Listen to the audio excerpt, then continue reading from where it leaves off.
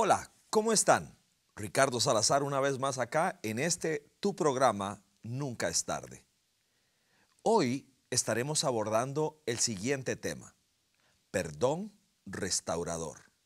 ¿Sabes que el perdón, que termina siendo un milagro, empieza con una decisión? Que no es algo que sentimos, que no es algo que empiezan a sonar algunos violines que me adormecen el dolor y entonces me impulsan, sino que aún en la crudeza del dolor, de las sensaciones más ácidas, el perdón nace de una decisión en el corazón.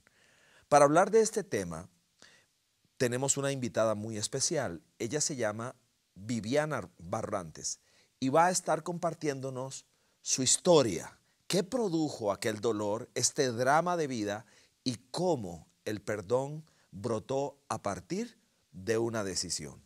Viviana, bienvenida. Gracias por estar con nosotros en Nunca es tarde. Muchas gracias, Ricardo. Muchas gracias por la invitación. Bueno, estamos acá para poder escuchar tu historia que ilustra, quizá a muchos nos podrá traer luz a muchos de nosotros respecto a lo que es la decisión del perdón, ese perdón libertador, restaurador, que rescata, que hace que el sol vuelva a salir.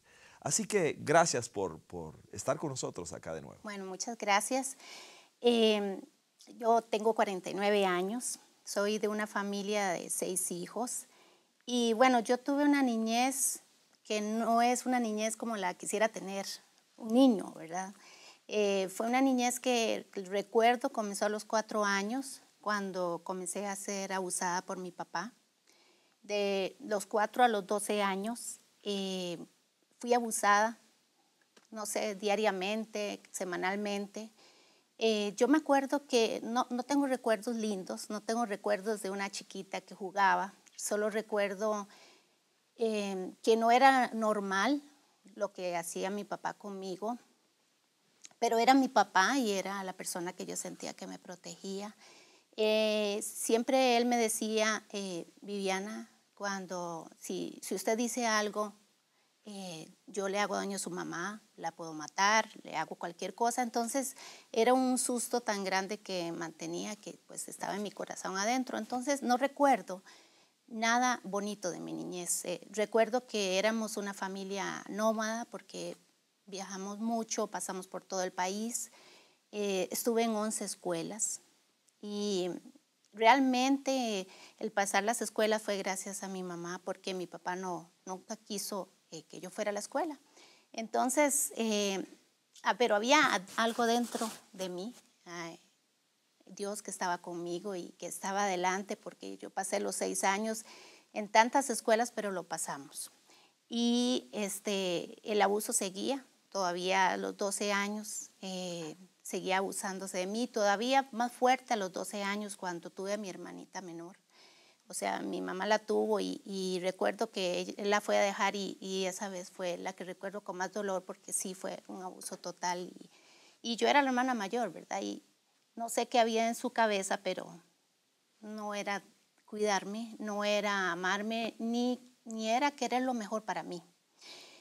Y cuando yo cumplí los 12 años, él me dijo ya no puede ir a estudiar más, ya no me dejaba ir al colegio. Y entonces fue triste para mí porque era como lo único que yo tenía de salida. Yo recuerdo que yo fui a recibir el diploma de 6.º grado y fui sola porque él no dejaba a mi mamá ir a recibirlo. Entonces, Toda esta época que describes cuando un pariente tan cercano, ¿verdad? Tan vitalmente cercano, eh, abusa, era sin duda alguna, es la descripción de un pequeño infierno para una niña, donde no hay, donde el lugar donde debería sentirse segura, donde debería sentirse valorada, es el peor lugar de todos, es el lugar del dolor, de la tragedia, del horror, de la pesadilla despierta. así es, Ricardo, cada vez que mi mamá iba al hospital, porque ella siempre estaba embarazada, yo recuerdo que para mí se hacía como lo más feo de este mundo, porque yo recuerdo que mi mamá iba caminando y yo sabía que ya mi papá venía. porque él trabajaba siempre en fincas y como él era el que le daba permiso. Entonces ella iba caminando para tomar el bus y ya él venía para la casa a hacerme las cosas más feas que hay en este mundo, que le pueden haber hecho a un niño. O sea, las recuerdo muy bien, ya sin dolor, pero las recuerdo muy bien. Y era cada vez que mi mamá salía y se aprovechaba, o en la noche también. Y el sentir que una persona tan cercana no proporciona nada para ti, que es lo que usted siente que es un papá, ¿verdad? Y que en lugar de traerte juguetes, lo que hacía era que no me dejaba salir a ningún lado, no permitía ningún roce con niños, ni jugar, que yo recuerdo que yo jugaba a escondidas cuando él salía y cuando él venía me entraba a la casa porque él no me dejaba jugar, ¿verdad? Entonces sí yo pensaba que la vida era así, ¿verdad? Y era oscura. Si me permito tratar de interpretar lo que tenemos acá al frente en esta declaración tan honesta, tan clara, en la que inclusive te pregunté varias veces si querías expresarlo de esta forma y me decías que sí.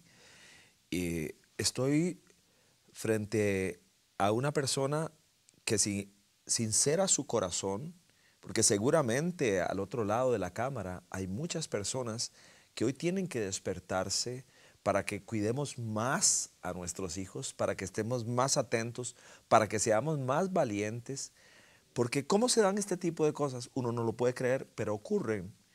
Y aquí vemos inclusive que a aquella pequeña niña se le trataba como una cosa y una cosa, un objeto personal. No puede ser ni de mami, no puede ser de nadie más. Regresaremos para continuar con la historia de Viviana y para demostrar que realmente nunca es tarde para perdonar y restaurar. Regresamos ahorita.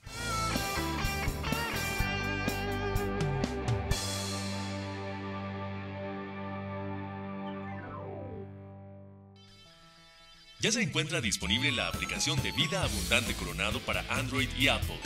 Búscala en la tienda de Google Play o App Store como VAC y descárgalo en tu dispositivo móvil. Forma parte de nuestra comunidad en línea.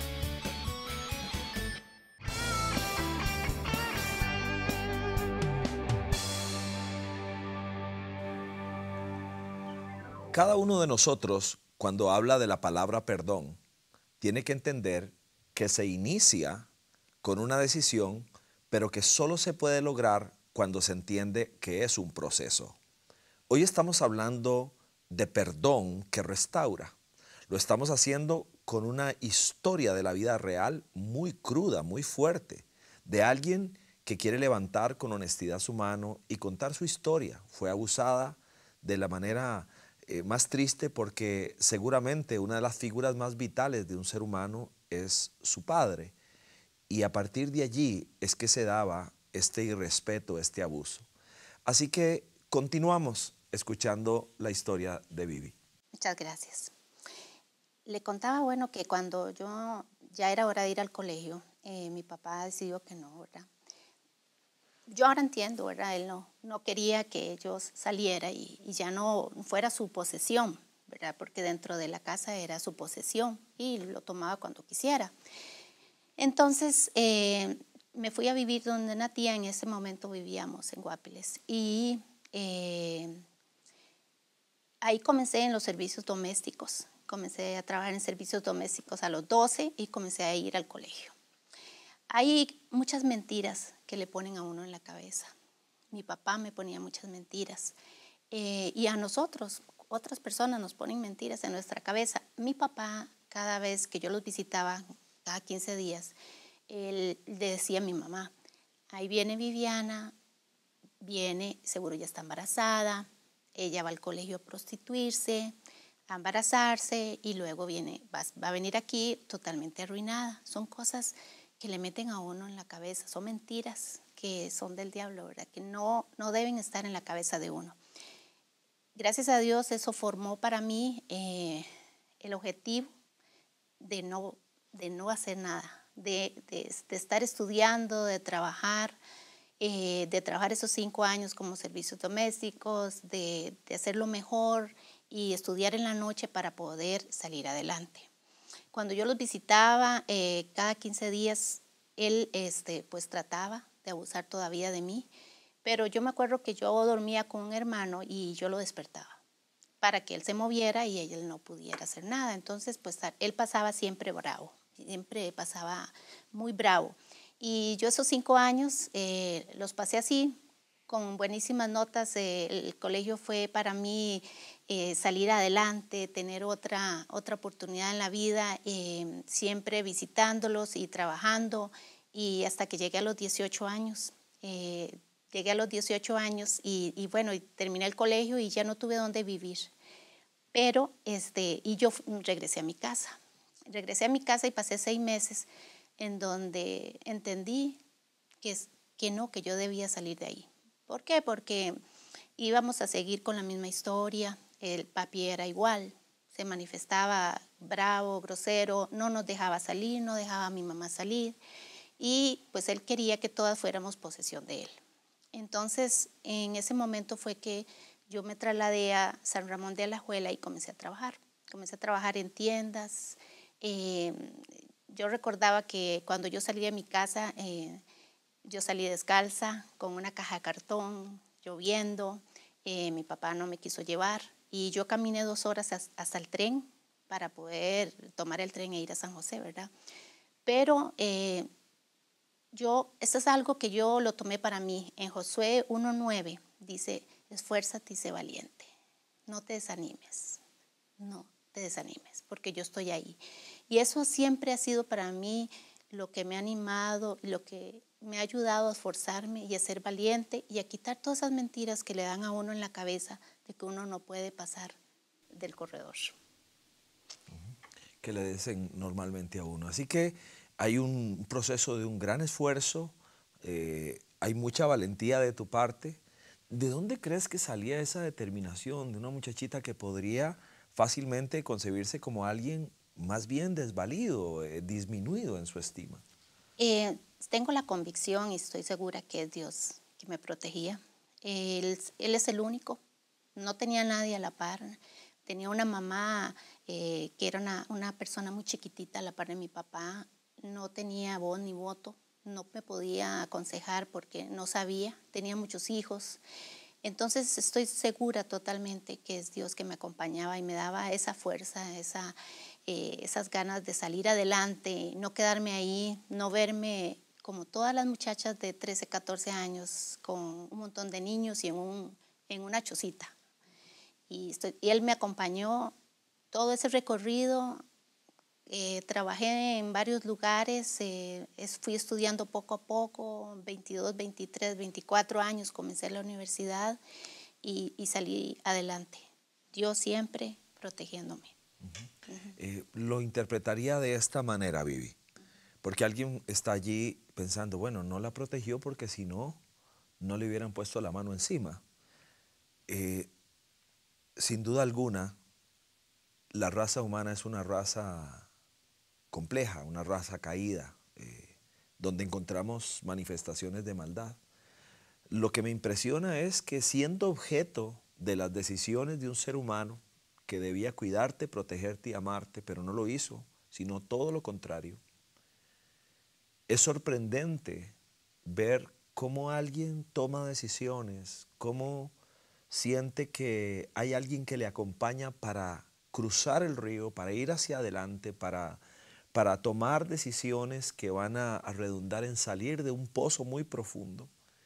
Y entiendo en ese contexto el que tú dices, bueno, sin duda alguna Dios me ayudó a salir adelante, a pesar de que me habían echado tantas paladas para enterrarme, Dios estuvo conmigo y me sacó adelante. Así que vamos a regresar para nuestro último segmento en breve. Y ahí vamos a hablar de lo que es el perdón restaurador. Ese milagro que se da, que saca a una persona de una tumba de odio y de rencor. Regresamos en breve.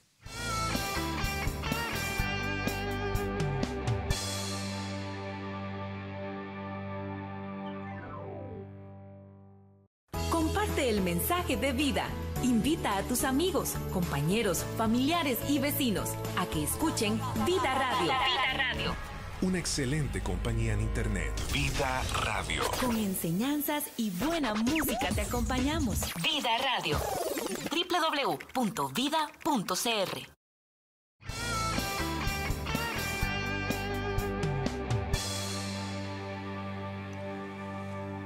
Llegamos a nuestro último segmento. El tema que estamos desarrollando es un tema importante para sobrevivir en esta vida. Es el perdón que restaura vidas propias y ajenas. Estamos escuchando la historia de Vivi y a través de ella reflexiono hasta aquí.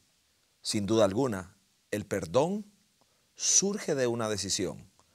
Solo puede verse concretado a partir de un proceso, como una herida que se abre y que empieza a tener tratamiento hasta que queda una cicatriz. Lo último que diría del perdón es que es un milagro, porque una historia como la que hemos escuchado solo puede otorgarse perdón a partir de un milagro. Vivi, continuamos con tu historia. Gracias, Ricardo. Recuerdo cuando yo estaba estudiando ya primero una parauniversitaria, ya en la universidad y pagándomelo con mi trabajo.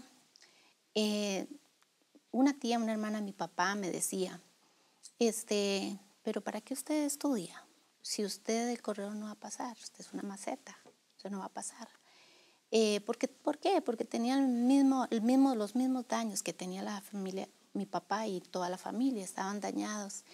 Y eso son muchas mentiras que a uno le crean en la vida, porque yo recuerdo cuando yo estaba adolescente que yo pensaba que como yo había sido abusada, tenía que seguir siendo abusada. Entonces, si alguien se pasaba, yo decía, seguramente por ser abusada, yo tengo la palabra en mi frente y debo seguir siendo abusada.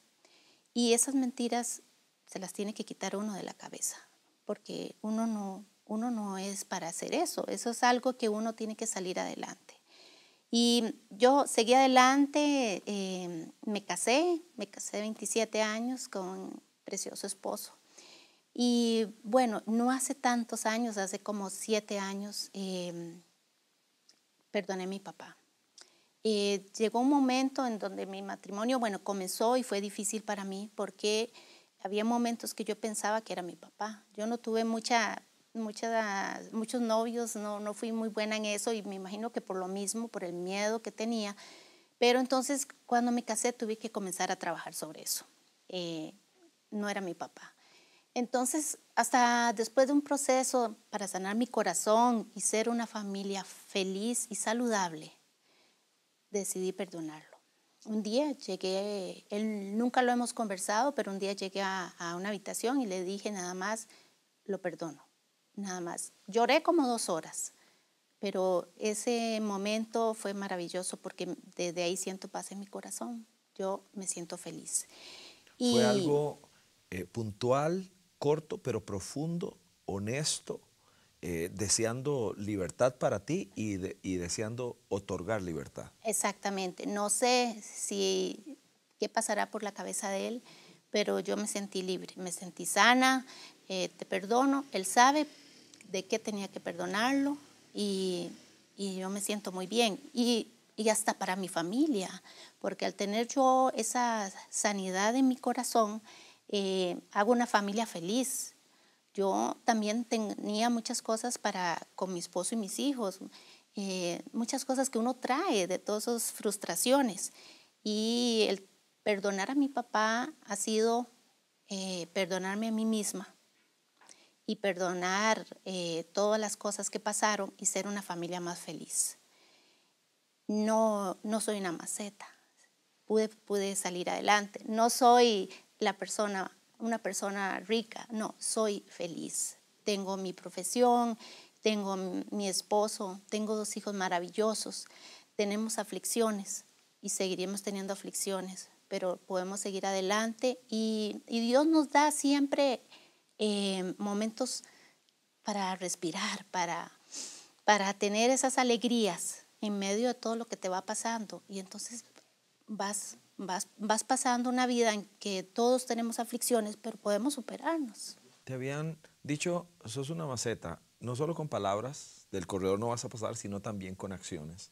Si alguien pudiera imaginar una historia como la que nos has contado de un abuso tan dramático, tan largo, podría imaginar a una persona que solo mira para el piso, una persona que no ve a los ojos, una persona trabada, quedada, pero esa no es Viviana, esposa, madre, empresaria, una profesional en finanzas, una persona que ha cruzado muchas metas y lo ha hecho exitosamente.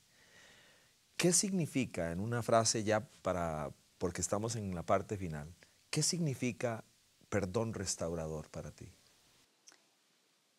Dios me dijo, eres mi hija y te amo.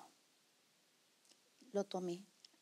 Él es mi papá, él me ama, soy bonita para él, valgo para él. Eso significa perdón. O sea, yo soy feliz, no tengo ningún resentimiento, no podría vivir con resentimiento. Eres libre y yo soy libre. Y no importa, y yo tengo un papá que me ama y me protege. No puedo pedir más a nadie, no puedo pedir más que eso. O sea, somos una familia como todos, pero con un corazón sano. Muchas gracias, Vivi. ¿Saben una cosa? El perdón empieza por una decisión. No es producto de un sentimiento, es una decisión. En segundo lugar, es un proceso. Empieza los días a pasar y uno trae su corazón delante de Dios y es un proceso sanador. Pero sin duda alguna, cuando oímos historias como esta, el proceso es un también milagro que concluya con una cicatriz que me recuerda una herida profunda y dolorosa, pero que ya no duele aunque lo toco y ya no sangra. Esto ha sido Nunca es tarde, trayendo una voz de esperanza en medio de un mundo tan difícil. Nunca se lo olvide, nunca es tarde. Chao. Gracias.